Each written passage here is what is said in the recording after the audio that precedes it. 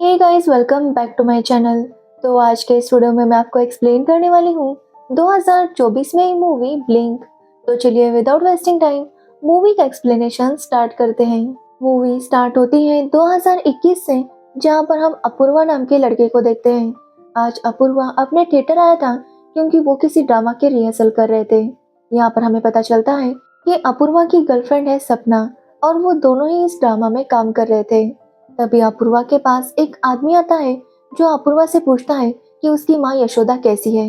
अब ये सुनकर अपूर्वा काफी शॉक था क्योंकि उसने उस आदमी को पहले कभी नहीं देखा था। इसलिए वो उससे पूछने लगता है कि वो उसके बारे में कैसे जानता है, लेकिन वो आदमी उसे कुछ भी नहीं बताता। जिसके बाद वो अपूर्वा से कहता है कि उसके पापा जिंदा है। अब ये सुनने के बाद अपूर्वा और ज्यादा शॉक था क्योंकि अपूर्वा जब 5 साल का था तभी उसके पापा उसे छोड़कर चले गए थे। जिसके बाद अपूर्वा सपना के साथ अपने घर पर आता है और सपना को उस आदमी के बारे में बताने लगता है, जिस पर सपना का कहना था कि शायद वो आदमी मजाक कर रहा होगा। लेकिन अपूर्वा चाहकर भी उस आदमी की बातों को भूल नहीं पा रहा था। अब दूसरे दिन अपूर्वा बुक्स खरीदने जाता है तो उसे वही आदमी दिखाई देता है। जिसके बाद अपूर्वा उसका पीछा करता है, लेकिन वो आदमी वहां से जा चुका था। जिसके बाद अपूर्वा फिर से थिएटर आता है तो वहां पर वो लोग एक गेम खेलने लगते हैं, जहाँ पर सपना और अपूर्वा को एक दूसरे को देखना था और जो सबसे पहले आग ब्लिंक करेगा वो आउट हो जाएगा। अब दोनों गेम खेलना स्टार्ट करते हैं तो वही सपना अपनी आंखें ब्लिंक कर लेती है, लेकिन अपूर्वा की आंखें बिल्कुल भी ब्लिंक नहीं हो रही थी। तभी अपूर्वा देखता है कि दूसरी तरफ अपूर्वा और वही आदमी खड़ा था। अब अपने आप को सामने देखकर अपूर्वा काफी शॉक था कि तभी वो आदमी और अपूर्वा गायब हो जाते हैं।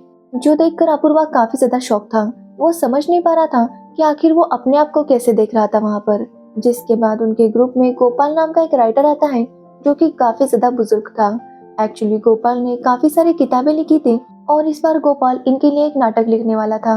जिसके बाद जब रात को अपूर्वा अपने घर पर था तो उसे फिर से एक अपूर्वा दिखाई देता है, जो देखने के बाद फिर से पहले वाला अपूर्वा काफी ज्यादा डर जाता है। इससे पहले कि वो कुछ बात करता, वो दूसरा वाला अपूर्वा वहां से गायब हो जाता है। अब अपूर्वा ये तो समझ गया था कि ये कोई भ्रम नहीं है, बल्कि सच में कोई दूसरा अपूर्वा उसे दिखाई दे रहा था। अब दूसरे दिन अपूर्वा जब कहीं जा रहा था तो उसे वही आदमी दिखाई देता है, और इस बार अपूर्वा उसके साथ बात करने के लिए पहुंच जाता है। वो उस आदमी से पूछने लगता है कि आखिर वो है कौन और उसके बारे में इतना सब कुछ कैसे जानता है। तो वो आदमी बताता है कि उसका नाम है अरीवू, और वो अपूर्वा से कहता है कि वो उसका पीछा ना करे। जब सही समय आएगा तो वो खुद ही उसे सब कुछ बता देगा, तब तक वो उससे दूर रहे। ये बोलकर अरीवू वहां से चला जाता है। लेकिन अपूर्वा के दिमाग में कई सारे सवाल थे जिसके जवाब उसके पास नहीं थे। जिसके बाद अपूर्वा जब बाहर आता है तो वो देखता है कि सपना दूसरे अपूर्वा के साथ कहीं जा रही थी। ये देखकर अपूर्वा काफी शॉक था और वो सपना को कॉल करने लगता है, लेकिन सपना का कॉल लग नहीं रहा था। जिसके बाद अपूर्वा और ज्यादा परेशान हो जाता है और रात को सपना को घर पर बुलाता है। सपना जब घर पर आती है तो वो काफी ज्यादा खुश थी क्योंकि उसने अपूर्वा के साथ आज बहुत अच्छा टाइम स्पेंड किया था। जिस पर अपूर्वा उसे कहता है कि वो आज सपना के साथ नहीं था। अब ये बात सुनकर सपना काफी शॉक थी क्योंकि अपूर्वा तो दिन भर उसके साथ था। वो अपूर्वा से कहती है कि वो इस तरह से मजाक करना बंद कर दे, जिससे अपूर्वा काफी गुस्सा हो जाता है क्योंकि कोई भी उसकी बात समझ नहीं पा रहा था। जिससे अपूर्वा रोने लगता है और सपना उसे समझाती है कि वो अपने फ्यूचर के ऊपर ध्यान दे। अपूर्वा कब से पार्ट टाइम जॉब की तलाश में था, लेकिन अब तक उसे जॉब नहीं मिला था। लेकिन जब वो अगले दिन थिएटर जाता है तो उसका एक दोस्त उसे बताता है कि अपूर्वा के लिए एक बहुत अच्छा पार्ट टाइम जॉब है, वो वहां पर चला जाए। वहां उसे 30-40 हजार रुपए तक पेमेंट मिल जाएगा। अब ये सुनने के बाद अपूर्वा काफी खुश था और वो वहां पर जाने लगता है। लेकिन रास्ते में उसे अपने सामने दूसरा अपूर्वा दिखाई देता है, जो देखकर ये अपूर्वा काफी डर गया था। लेकिन तभी वो दूसरा अपूर्वा कार में आकर बैठ जाता है और इस अपूर्वा को समझाने लगता है कि वो पैसों के लिए ये काम ना करे, इससे उसकी जिंदगी बर्बाद हो जाएगी। ये बोलकर वो दूसरा अपूर्वा गायब हो जाता है। अब ये अपूर्वा यही सोच रहा था कि उसके साथ जो हो रहा है वो सच में हो रहा है या उसका भ्रम है, लेकिन उसे पैसों की जरूरत थी, इसलिए वो उस एड्रेस पर चला जाता है। तो वहां पर था अरीवू। अरीवू अपूर्वा से कहता है कि वो उसे मिलना चाहता था, इसलिए उसने जॉब की ये झूठी खबर उस तक पहुंचाई। अब ये सुनने के बाद अपूर्वा उससे पूछने लगता है कि आखिर वो है कौन। जिसके बाद अरीवू उसे कहता है कि आज वो टाइम आ गया है जहाँ पर वो उसे सब कुछ बता देगा। जिसके बाद अरीवू एक सूटकेस लेकर आता है जिसमें लैपटॉप टाइप कुछ था और उसके अंदर कई सारे आई ड्रॉप्स थे। वो बताता है कि अपूर्वा के पास एक अच्छी ताकत है, वो काफी टाइम तक अपनी आंखें खुली रख सकता है बिना ब्लिंक किए। इसलिए वो चाहता था कि अपूर्वा उसकी मदद करे। वो अपूर्वा से कहता है कि वो टाइम ट्रेवल करके पीछे जा सकता है और अपने पापा के बारे में पता कर सकता है। अब ये सुनने के बाद अपूर्वा काफी शॉक था और वो इसके लिए बिल्कुल भी तैयार नहीं था। वो वहां से जाने लगता है, लेकिन आरिव उससे कहता है कि वो इसके बदले उसे 10 लाख रुपए देगा। लेकिन ये सुनने के बाद भी अपूर्वा इसके लिए कन्विंस नहीं हो रहा था। तभी अपूर्वा के दोस्तों का कॉल आता है और वो उसे वापस बुला रहे थे, जिसके बाद अपूर्वा वहां से चला जाता है। लेकिन आरिव उससे कहता है कि उसके सवाल उसे चैन से जीने नहीं देंगे। वो जानता है कि अपूर्वा उसके पास जल्दी वापस आ जाएगा। तो वही गोपाल के पास रहने के लिए जगह नहीं थी, इसलिए अपूर्वा उसे अपने घर पर लेकर आता है। लेकिन रात को ही गोपाल की डेथ हो जाती है, जिससे सभी लोग काफी ज्यादा दुखी थे। तो वही अपूर्वा के मन में काफी सारे सवाल आ रहे थे, इसलिए वो वापस अरियू के पास चला जाता है, क्योंकि उसे अपने सवालों के जवाब चाहिए थे। वहाँ अरियू अपूर्वा को बताता है कि वो उसके पिता गोपाल का काफी अच्छा दोस्त था। जिसके बाद अरियू अपूर्वा को बताने लगता है कि वो कैसे टाइम ट्रेवल कर सकता है। वो उसे कहता है कि सबसे पहले इस वॉच में उसे वो टाइम सेट करना होगा जिस टाइम में वो जाना चाहता है। जिसके बाद ये आई ड्रॉप उसे अपनी आंखों में डालना होगा और फिर वो वहां तक पहुंच जाएगा। और जैसे ही वो अपनी आंखें ब्लिंक करेगा, वो वापस प्रेजेंट टाइम में आ जाएगा। इसलिए उसे याद रखना होगा कि आंखें उसे तभी ब्लिंक करनी है जब उसे वापस आना हो। अब ट्रायल लेने के लिए अपूर्व थोड़े से पीछे का टाइम सेट करता है और टाइम ट्रेवल करता है। ये वही टाइम था जब अपूर्व सपना के साथ गेम खेल रहा था। तभी उसे दूसरी तरफ तो उसे दूसरा अपूर्व और आरिवु दिखा था। अब जब अपूर्व उस टाइम में जाता है तो अपूर्वा को देखकर वो अपनी आंखें ब्लिंक कर लेता है और वापस प्रेजेंट में आ जाता है। जिस पर आरिवु उसे समझाता है कि उसे इस तरह से अचानक से आंखें ब्लिंक नहीं करनी है। जब कोई देख ना रहा हो तभी वो आंखें ब्लिंक करे, ताकि किसी को भी पता ना चले कि वो अचानक से गायब हो गया था। अब यहाँ पर अपूर्व वो आई ड्रॉप और वॉच लेकर अपने घर चला जाता है, क्योंकि वो फैसला कर चुका था कि वो अपने पापा के बारे में पता करेगा। घर आने के बाद अपूर्व अपनी माँ को कॉल करता है और उनसे पूछता है कि उसके पापा कब उन्हें छोड़कर चले गए थे। अपनी माँ से टाइम का पता चलने पर अपूर्व अपनी वॉच में वो टाइम सेट करता है और वहां पर जाता है। लेकिन जब वो जाता है तो वो देखता है कि उसके पापा एक ब्रिज के पास खड़े थे और कुछ टाइम बाद वो खुद को खत्म कर लेते हैं और अपूर्व उन्हें बचा नहीं पाता। अपूर्व ये देखकर काफी शॉक था, क्योंकि उसे अब तक लगता था कि उसके पापा उन्हें छोड़कर कहीं भाग गए होंगे, लेकिन उसके पापा दुनिया से चले गए थे। अब ये सब देखकर अरिवु अपूर्वा से कहता है कि अब वो अपने पापा को बचाने नहीं जा सकता, क्योंकि जो एक बार हो चुका है उसे वो बदल नहीं सकता। अगर अपूर्वा को अपने पापा को बचाना है तो उसे उन्हें डूबने से बचाना होगा। एक्चुअली एक दिन में वो 3 बार ही पास में जा सकता था, इसलिए अपूर्वा अगले दिन फिर से ये ट्राई करता है और उसके पापा जब पानी में कूदते हैं तो वो उन्हें बचा लेता है। इस तरह से अपूर्वा ने अपने पापा की जान बचा ली थी। जिसके बाद अपूर्वा प्रेजेंट में आता है, लेकिन उसे पता चलता है कि उसके पापा अभी भी उनके साथ नहीं रहते। यानी कि अपूर्वा ने अपने पापा की जान बचाई थी, लेकिन उसके पापा वापस घर नहीं आए थे।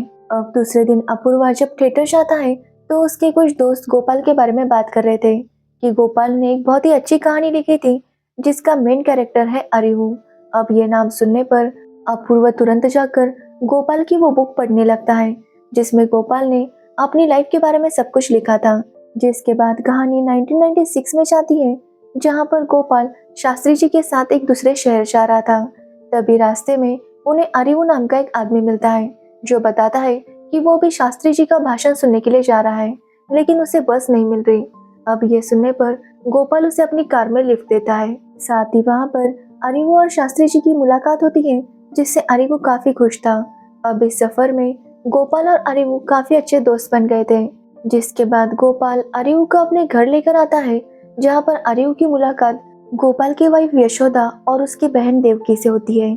देवकी और अरिवु को पहली नजर में एक दूसरे से प्यार हो जाता है, इसलिए वो साथ में काफी टाइम स्पेंड करने लगते हैं और इस बात का अंदाजा गोपाल को भी हो गया था। यहाँ पर हमें पता चलता है कि अरिवु को पुरानी चीजें इकट्ठा करने का काफी शौक था, तो वही गोपाल को भी इसका बहुत शौक था, जिसकी वजह से उनकी दोस्ती और ज्यादा गहरी हो गई थी। अब एक दिन देवकी अरिवु को लेकर एक राजेंद्र नाम के आदमी के पास जाती है, जिसके पास भी पुरानी चीजें बहुत थी और अरिवु को वो वही दिखाने के लिए लेकर गई थी। लेकिन जब राजेंद्र को पता चलता है कि अरे वो मैसूर से है तो वो काफ़ी इमोशनल हो जाता है। एक्चुअली राजेंद्र की एक बेटी थी रेवती, जो कि मैसूर गई थी लेकिन वहाँ से कभी वापस नहीं आई, और राजेंद्र अपनी बेटी को काफ़ी मिस कर रहा था। जब वो देवकी को देखता है तो उसे ऐसा ही लगता है कि ये रेवती है, और वो घर से देवकी को जाने नहीं दे रहा था। जब अरियू देवकी को ले जाने की कोशिश करता है तो राजेंद्र उसके ऊपर हमला करता है, जिससे अरियू थोड़ा जख्मी हो जाता है, और इसी वजह से वो गोपाल के घर में और थोड़े दिन रुक जाता है। जब अरियू थोड़ा सा ठीक हो जाता है तो वो डिसाइड करता है कि वो रेवती के बारे में पता करेगा, और इसलिए अरियू टाइम मशीन से उस टाइम पर जाता है जब रेवती घर छोड़कर चली गई थी। तो वो देखता है कि रेवती अपनी जिंदगी खत्म करना चाहती थी, लेकिन तभी वहां पर अरियू आता है और उसे बचा लेता है। लेकिन अरियू के हाथ में जो रिंग थी वो वहीं पर गिर जाती है। तो वही गोपाल भी समझ गया था कि देवकी अरियू से प्यार करती है, इसलिए वो फैसला करता है कि वो उन दोनों की शादी करवाएगा। अब ये बात सुनकर देवकी और अरियू दोनों ही काफी खुश थे, और उन दोनों की शादी हो जाती है। शादी के बाद अरियू डिसाइड करता है कि वो इसी शहर में रहेगा। वो वहीं पर अपने लिए जॉब ढूंढता है और देवकी के साथ रहने लगता है। कुछ टाइम बाद देवकी प्रेग्नेंट हो जाती है। तब गोपाल अरियू को बताता है कि वो कभी बाप नहीं बन सकता। एक्चुअली गोपाल के अंदर कुछ प्रॉब्लम थी जिसकी वजह से वो पिता नहीं बन सकता था, और गोपाल को बच्चा अडॉप्ट करने में कोई प्रॉब्लम नहीं थी। उसे बस ये डर था कि कहीं लोग यशोदा को बुरा ना कह दे, इसलिए वो काफी डर रहा था। लेकिन अरियू उसे समझाता है कि वो लोगों के बारे में ना सोचे। जिसके बाद अरियू जब बाहर कुछ कर रहा था तभी गोपाल उसे देखता है। वो देखता है कि अरियू उसी लैपटॉप को ओपन करता है और उसके अंदर कुछ टाइप करता है, जिसके बाद वो गायब हो जाता है। ये देखकर गोपाल काफी शॉक था। उसे समझ नहीं आ रहा था कि आखिर अरियू गायब कैसे हो गया। वो उसके लैपटॉप को ओपन करने की कोशिश करता है लेकिन नहीं कर पाता। तो वही देवकी काफी परेशान हो रही थी क्योंकि इतने दिन हो गए थे और अरियू घर वापस नहीं आया था। लेकिन गोपाल उसे झूठ कहता है कि अरियू अपने किसी काम से गया है और वो जल्दी वापस आ जाएगा। जिसके बाद गोपाल टाइम ट्रेवल के ऊपर काफी किताबें पढ़ने लगता है क्योंकि उसे शक था कि अरियू टाइम ट्रेवल करके ही यहाँ पर आया था, लेकिन उसके हाथ में कुछ भी नहीं लगता। तो वही अरियू के जाने की वजह से देवकी भी बहुत ज्यादा परेशान थी। तभी उसके लेबर पेन स्टार्ट होते हैं और डिलीवरी के टाइम ही उसकी डेथ हो जाती है। और यहाँ पर हमें पता चलता है कि अपूर्वा एक्चुअली अरियू और देवकी का बेटा है, ना कि गोपाल और यशोदा का। तो वही गोपाल देवकी के जाने की वजह से काफी ज्यादा अपसेट था। वो अरियू को ढूंढने की कोशिश करता है लेकिन कुछ भी हाथ नहीं लगता, जिससे गोपाल काफी उदास हो जाता है और खुद को खत्म करने की कोशिश करता है। लेकिन अपूर्वा ने पास में जाकर गोपाल को बचा लिया था। अब कहानी प्रेजेंट में आती है जहाँ पर अपूर्वा को ये सारी स्टोरी पता चल गई थी। जिसके बाद अपूर्वा अपनी माँ को कॉल करता है और देवकी के बारे में पूछता है।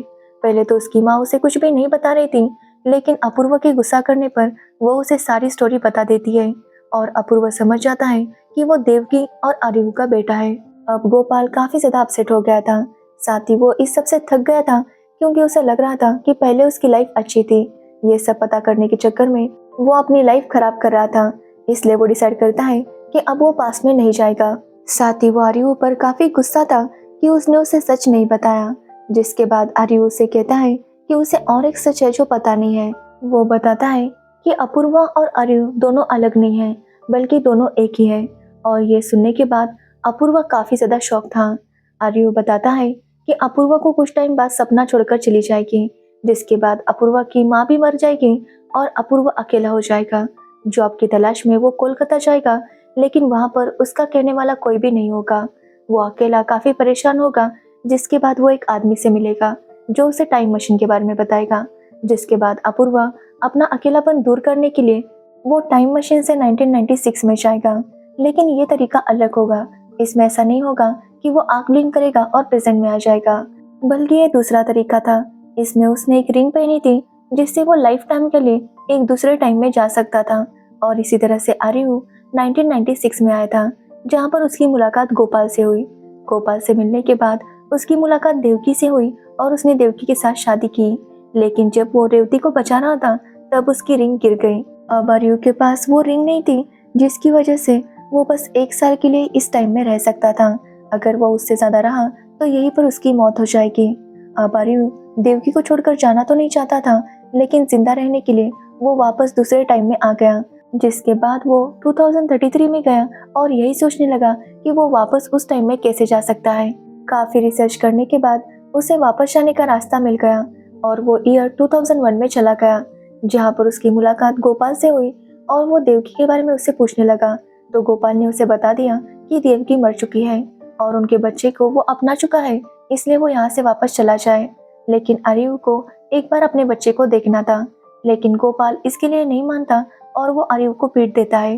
गोपाल को लगता है कि उसने आर्यू को जान से मार दिया, इसलिए वो काफी टेंशन में आता है और खुद को खत्म करने की कोशिश करता है।